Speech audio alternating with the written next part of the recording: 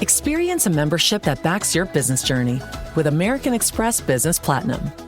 When you pay with membership rewards points for all or part of an eligible flight booked with a qualifying airline through Amex Travel, you can get 35% of those points back, up to 1 million points back per calendar year. American Express Business Platinum. There's nothing like it. Terms apply. Learn more at americanexpress.com/business-platinum. Expedia and Visit Scotland invite you to come experience the beauty that awaits in Scotland. The sweep of wild coastlines, quiet lochs, and untamed landscapes. Fresh cuisine that feels rooted in the land. Come experience the kind of stillness that stays with you long after you leave. Plan your Scottish escape today at expedia.com/Visit Scotland. Is there a difference in sleep apnea between men and women? There can be. Men tend to have more frequent apnea. They tend to have more oxygen desaturations. They tend to have more muscular necks, thicker necks. And so they also tend to present more with the daytime sleepiness and grogginess. Mm-hmm. Women have a tendency to have more of the insomnia type symptoms. There also is a hormonal factor to apnea in the sense that progesterone and estrogen can be protective towards apnea. That's why as women go through menopause and there are hormonal changes, some of those menopause symptoms could actually be apnea related. Mm-hmm. Interesting. So associated with menopause. Interesting. Can you say more about that? Well, just that women can really present in a more subtle way, and that maybe some of the insomnia symptoms, hot flashes, fatigue that we associate with in menopause could actually be apnea that's starting to present because of reduction in hormones. So sometimes, again, women may present not in a classic way. And so it's important for physicians and patients, but also physicians to be aware that we may not present in a classic way as women. Hey everyone, this is Jonathan Marks from Go To Health. I hope you're having a great day.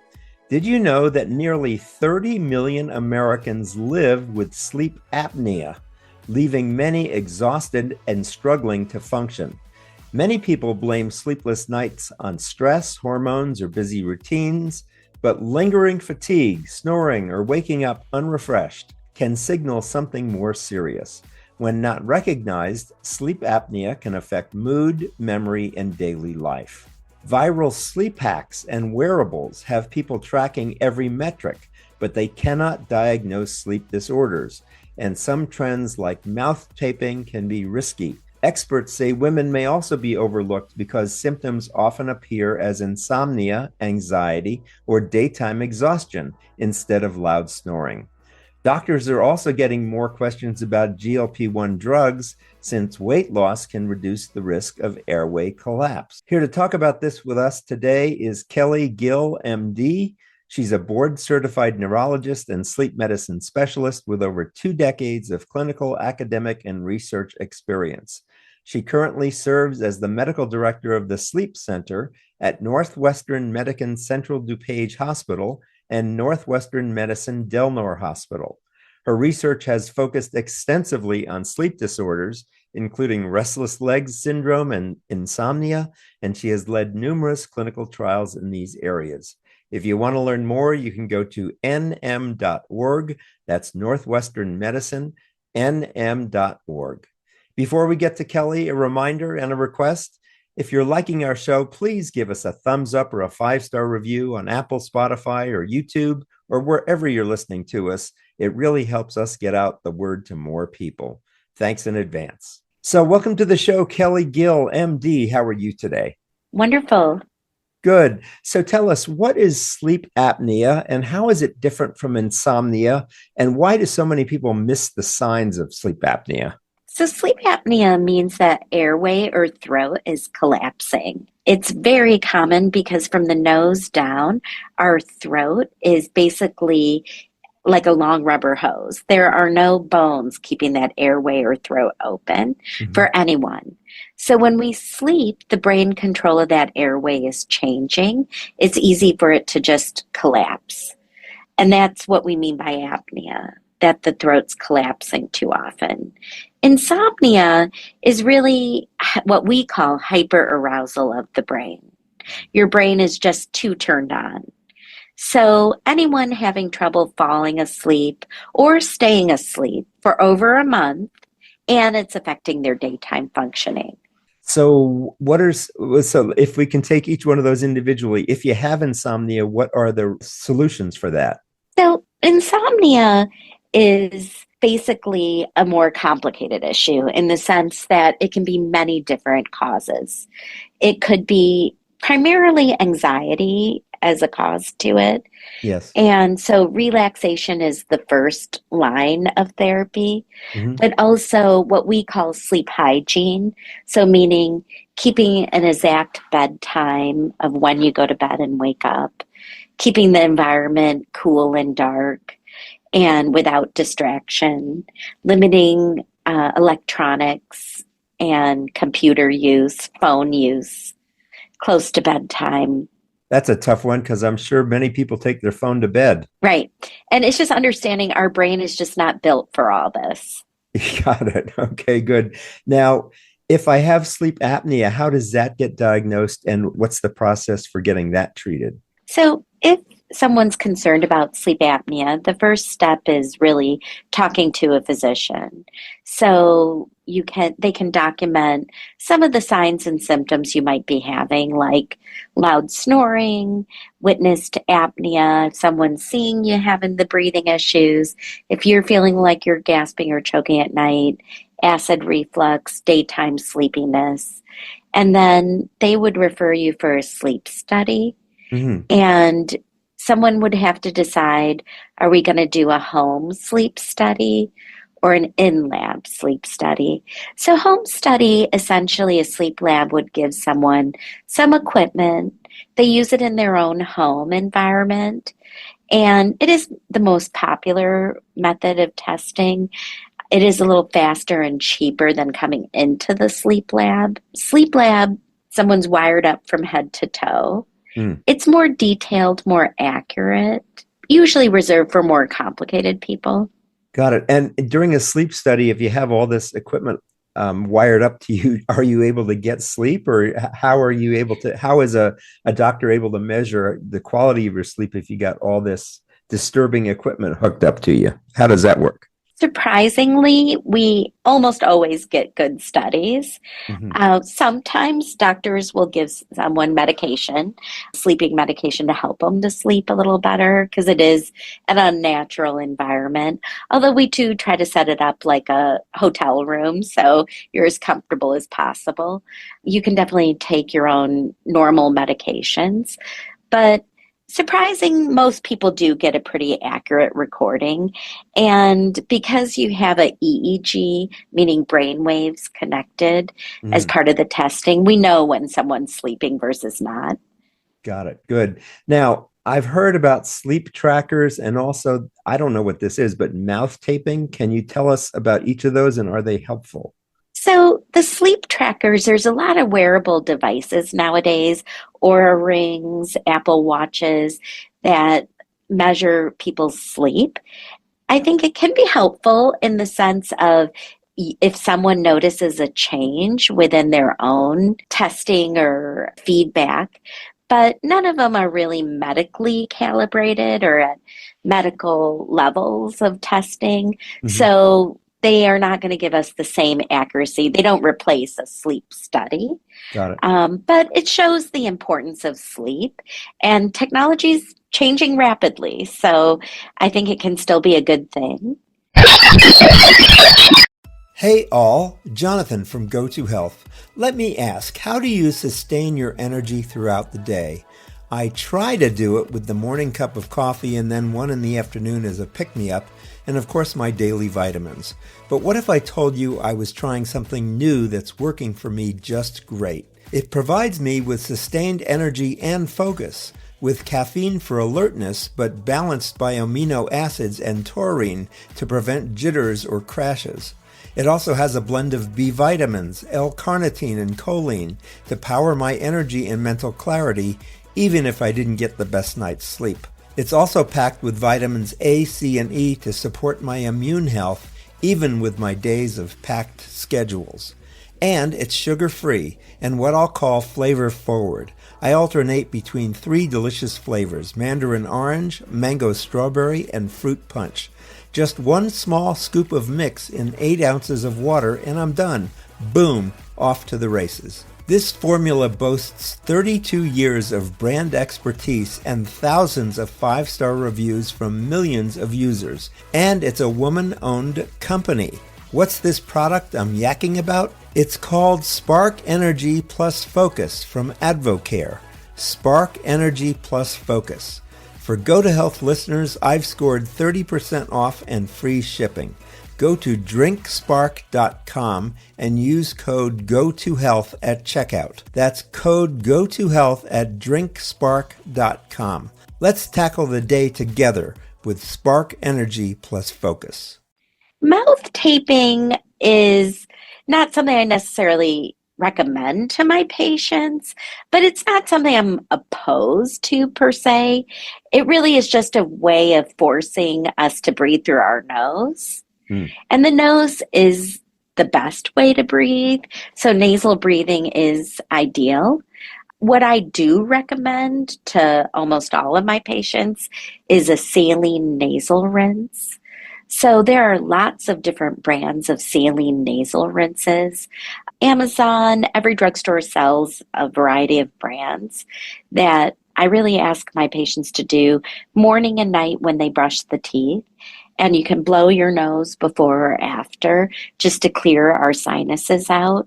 And it's a more natural way to breathe better, reduce snoring, help us from getting sick. Interesting. So washing our nose with a saline solution, that helps clear the nose and then that helps breathing during sleep. Is that the way that works?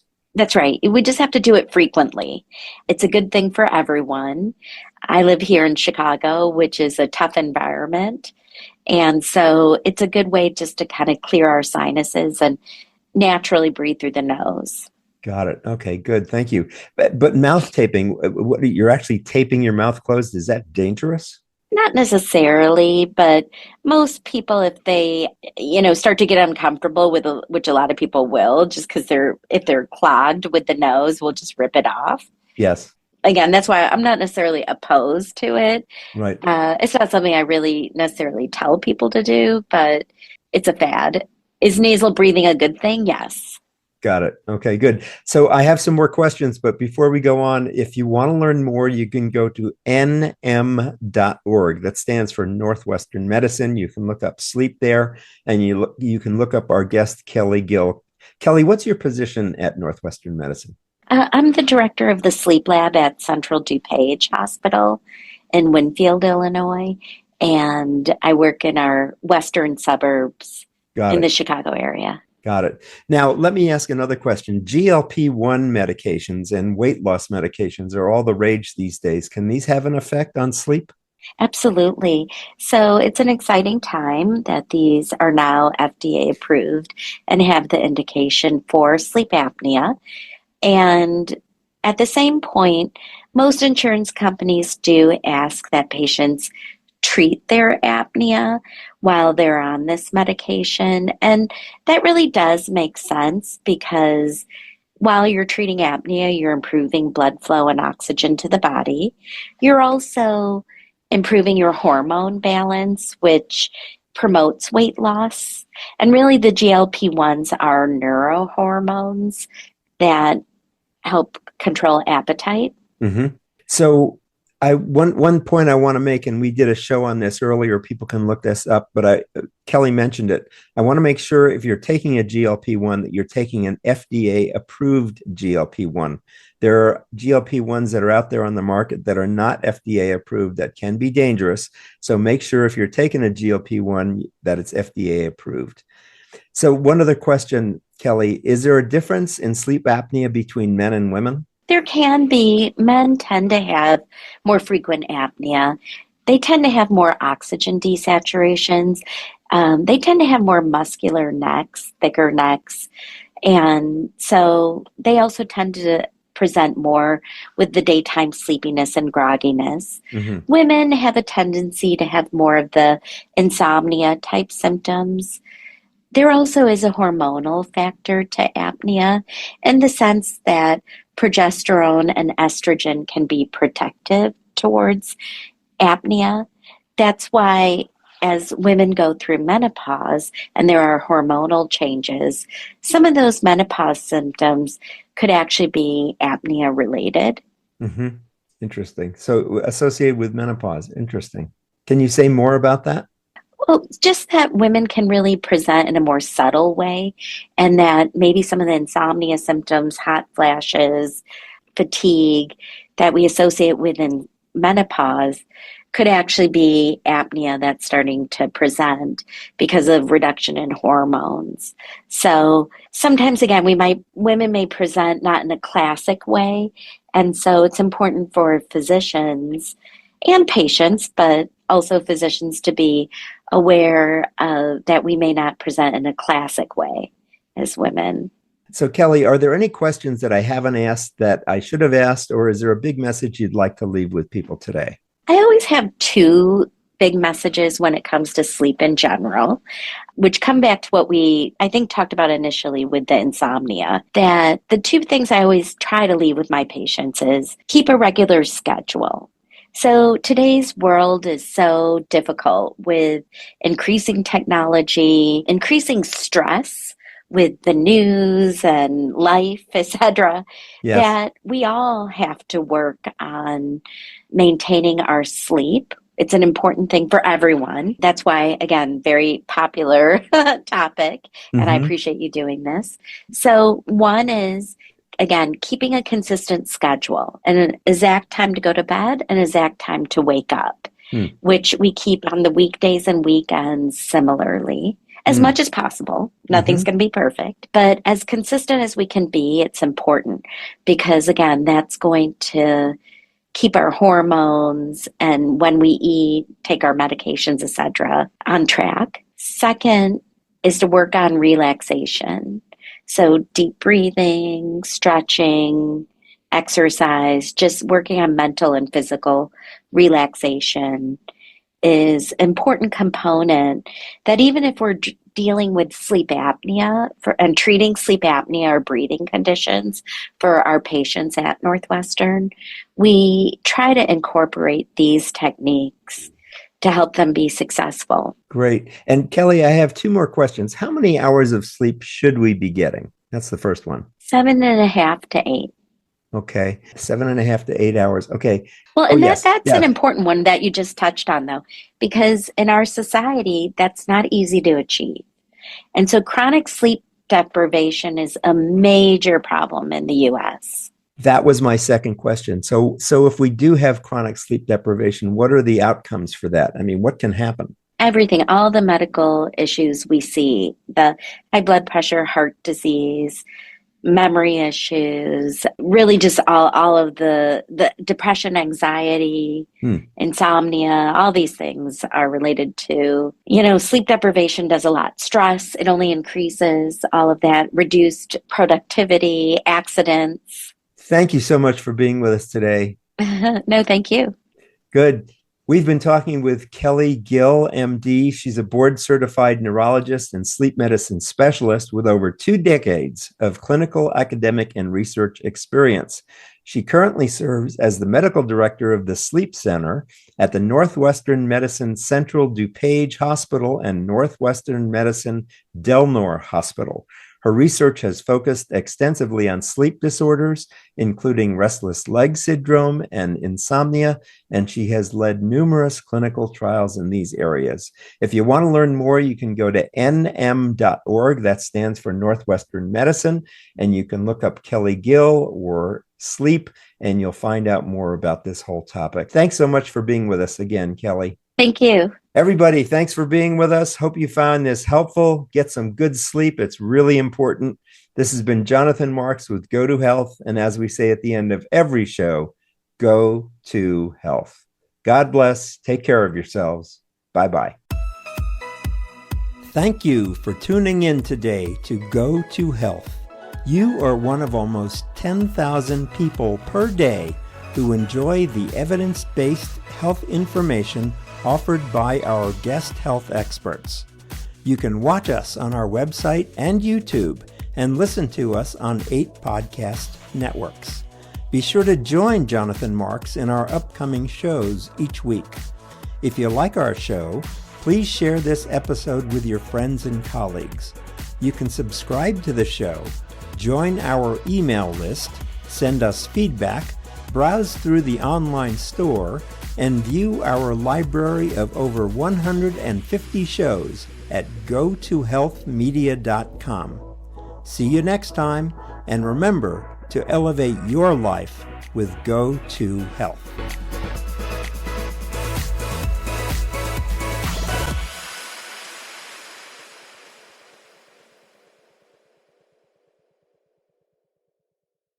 Struggling with weight loss? Prolon's 5-day fasting mimicking diet is a clinically developed nutrition program designed to promote fat loss while protecting lean body mass. Developed at USC's Longevity Institute, it assists the body in entering a fasting-like state that helps reset metabolism and target visceral fat. In just 5 days, Prolon offers a science-backed approach to weight loss without extreme restriction or guesswork. Get 15% off plus a $40 bonus gift when you subscribe at prolonlife.com/now.